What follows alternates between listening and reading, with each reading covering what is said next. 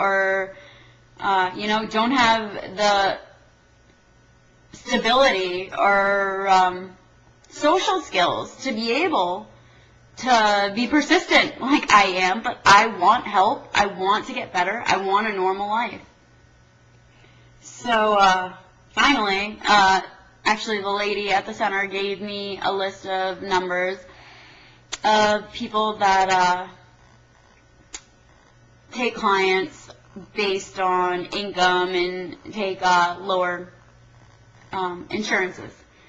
I'm not going to mention what insurance I have, but I am on disability, so put 2 and 2 together.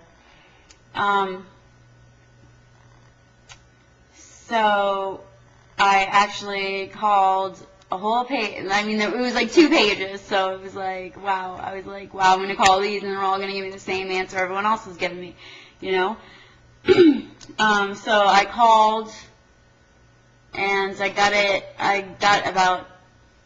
done the first page, and I get a phone call on my cell phone that my dog's ashes are ready to pick up, Lolita, which I made a video about her.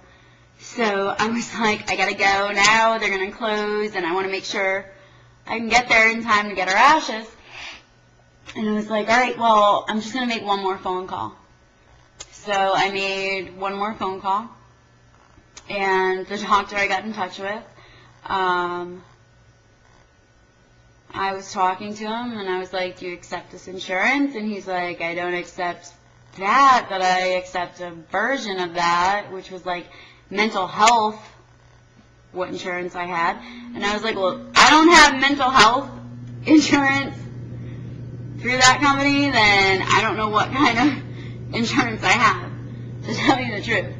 So he set up an appointment with me, and he said, why don't you come to my office? Because I had told him I had DID, and he said he had experience with that, and he had integrated a few people, and he was working with some clients now, and so he set up an appointment with me right away, knowing that he might not take my insurance, which was like a breath of fresh air, but I didn't want to get too excited about it because I'm used to being disappointed. So I went to his office, and I sat down with him, we talked, and he told me about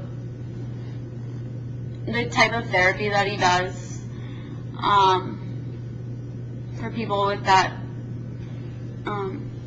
with DID, and that he has integrated people, which is where I want to be someday. And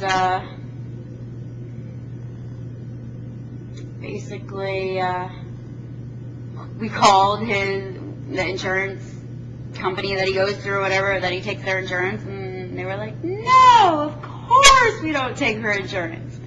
And I was like, alright. That's why I didn't get too excited about it. But he told me that he didn't want me to have to go and see some other therapist that didn't believe it. And he told me half the professionals, mental health professionals, more than half, don't accept it as a valid mental illness. And just as I'm getting ready to say, well, what's the difference between DID and, like, say, bipolar? Because I have bipolar in my family as well, and I've seen that, and I've seen what it does to people. And basically, you have 2 personalities. You have your sad and depressed, and I don't want to go on with life, and just leave me alone. I want to be by myself. I don't want to do anything. I don't want to leave the house. And then you have that manic high that is, oh my God, I want to do everything. Let's, like, not to say like that's how it is with everyone, but just stereotyping. So bipolar is pretty much not that different.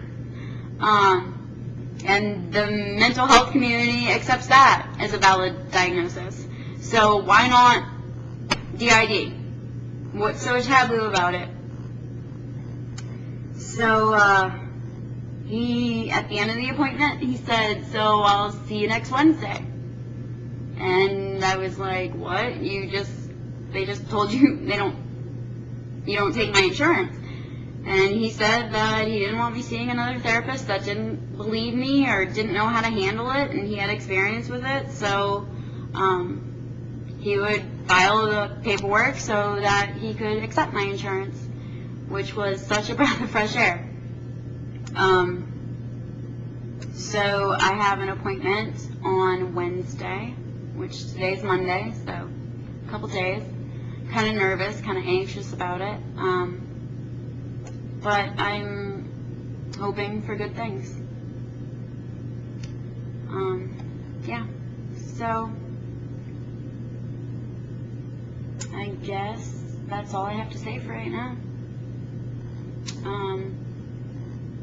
I guess I'll talk to you either Tuesday or Wednesday, definitely Wednesday, because I'll have therapy, and I'm sure I'll have tons to say about that. Alright, I love you all. Thanks for watching.